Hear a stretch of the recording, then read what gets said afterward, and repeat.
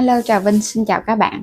Hôm nay thì mình chia sẻ cái món bánh bò xốp nè, bánh bò bông kiểu người Hoa, bánh bò với nước cốt dừa, bông xốp mềm thơm ngon mà không có cần dùng đến gạo xay truyền thống. Bây giờ mời các bạn mình cùng vào bếp để thực hiện luôn nhé. Đầu tiên thì mình dùng ở đây 50g bột năng ha, là 5 muỗng canh. Bên đây là 100g bột mì đa dụng và 200g bột gạo. Nếu lường bằng chén thì mỗi một chén là 150g, thì mình dùng tổng cộng 3 loại.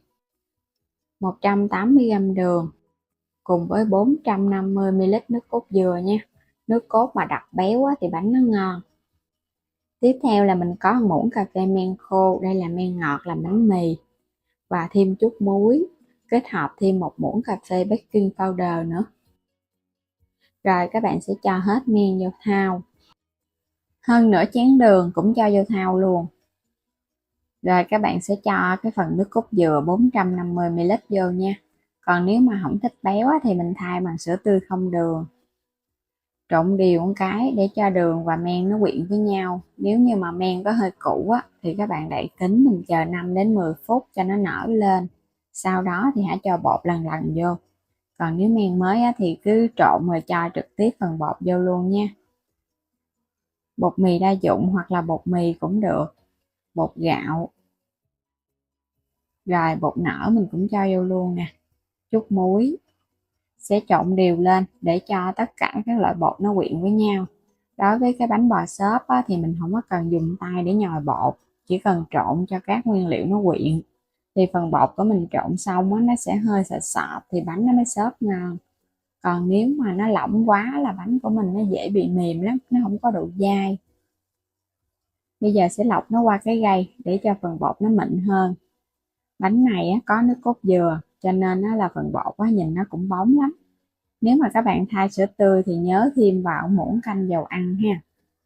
Lấy hết phần bột luôn, mình lọc cho nó sạch hết, tại vì ở trong đây nó có men đó. Đây bột của mình nó lọc xong hết thì nó sẽ có cái dạng sệt sệt vậy nè. Rồi sẽ đậy kín rồi cái mình ủ bột, đậy bằng cái màng bột cho nó kín hơi ha, thì bánh của mình nó thơm. Hoặc là các bạn đậy bằng cái nắp cũng được nữa. Mình sẽ đậy kín, nếu có nắng thì phơi nắng, thì chờ từ 1 cho đến 2 tiếng đồng hồ.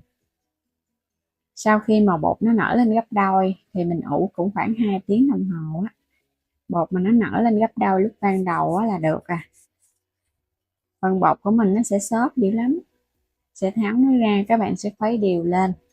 Đây, bột nó xốp như vậy nè, giống y như là bột mà mình làm bằng gạo xay ra vậy đó. Để một chút nữa nó còn nở lên nhiều hơn nữa đó. Các bạn khuấy đều để cho những cái bong bóng nhỏ nhỏ đó nó bể bớt, thì cái bánh mình hấp lên nó sẽ mịn. Rồi bây giờ để qua bên ha, mình chuẩn bị đến cái khuôn để hấp. Mình dùng khuôn nhôm 22cm, thì cái lượng bột này là nó vừa. Quét một lớp dầu mỏng xung quanh khuôn luôn để mình hấp nó không có bị dính. Khuấy đều trở lại thêm một lần nữa. Cái bột bánh bò các bạn càng để là nó càng nở, nó bò ra đó. Hấp khuôn cho nóng, nước cũng sôi. Rồi mình sẽ gót hết cái phần bột vô nha. Khuôn phải nóng thì bánh của mình nó nở đều, và khi để nguội nó không có dính. Còn các bạn không hấp khuôn trước thì nó dễ bị chai bánh. Hấp bánh bò thì mình để lửa lớn và mình hấp trong vòng khoảng 20 phút với cái khuôn này là nó vừa. Hấp khoảng 5 đến 10 phút thì các bạn xả hơi nắp nhanh qua, rồi cái mình đậy lại liền. Xả khoảng 2 lần trong khi hấp để bánh của mình nó không có bị đọng nước Bánh hấp xong thì tắt bếp luôn. 20 phút là khuôn của mình nó vừa chín ngon. Còn nếu các bạn hấp khuôn nhỏ hơn thì thời gian nó sẽ hơi nhiều hơn chút tại vì cái khuôn nhỏ thì cái bánh nó vung lên. Bánh của mình để cho nó nguội bớt thì mình lấy khỏi khuôn nó dễ dàng. Có nước cốt dừa nên là cái lớp bột rất là bóng mềm, nhìn ngon hấp dẫn quá chừng luôn Bánh bò xốp một trong những món bánh dân gian ngon mà mình rất là mê luôn.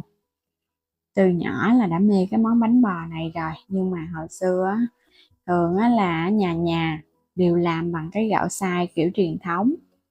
Nhưng mà với cái cách làm này không có cần gạo xay, ai cũng có thể làm bánh bò ngon ngay tại nhà. Bánh vẫn xốp mềm ngon giống như kiểu ngày xưa vậy đó.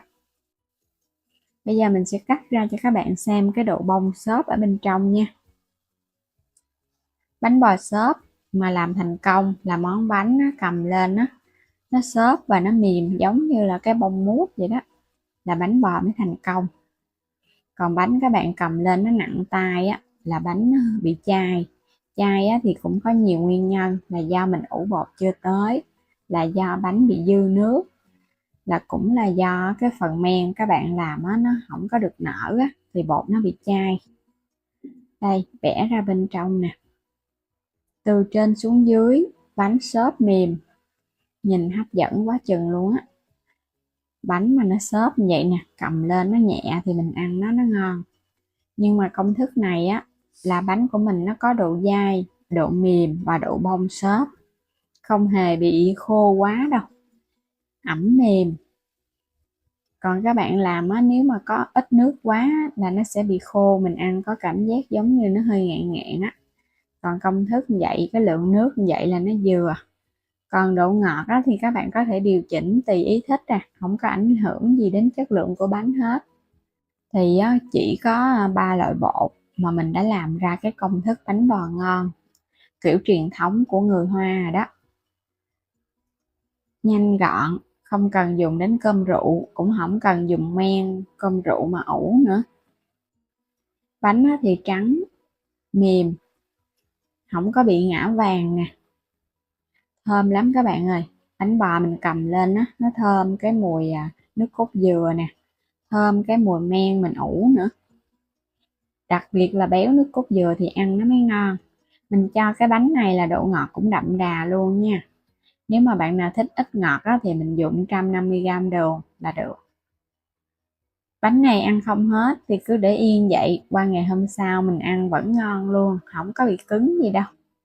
Mình kết hợp có thêm bột mì, tạo thêm cái độ bông xốp mà khi nguội nó không có cứng. Còn các bạn dùng hoàn toàn bột gạo không thì nó xốp, nhưng mà để nguội nó sẽ hơi khô một chút nha. Đó, nhìn xung quanh cái thành bánh và cái chân bánh nó cũng ngon nữa. Bây giờ thì mình chúc các bạn ngon miệng với món bánh bò bông xốp kiểu truyền thống này, và vui lòng đăng ký kênh Alo Trà Vinh, Alo Trà Vinh 2 ủng hộ mình nha. Mình có bán thêm sản phẩm liên kết, thì các bạn bấm vào màn hình và xem sản phẩm ở góc trái màn hình video nó sẽ hiện ra sản phẩm, hoặc là cái đường link ở phần mô tả video. Các bạn chọn mua ủng hộ mình với nha. Xin chào tạm biệt và hẹn gặp lại các bạn ở những video tiếp theo.